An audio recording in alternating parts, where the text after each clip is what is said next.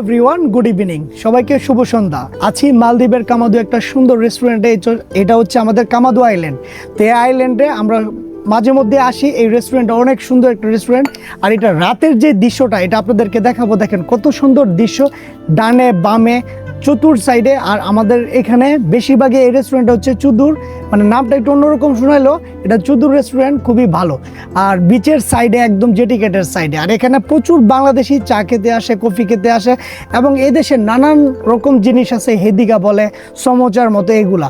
তো আমরা আসি মাঝে মধ্যে সন্ধ্যায় এখানে চা খাইতে। আর এখানে চাটা ভীষণ ভালো, এই জন্য ভিডিওটা করে রাখলাম। আমি চাটা একটু টেস্ট করি, দেখি কিরকম লাগে।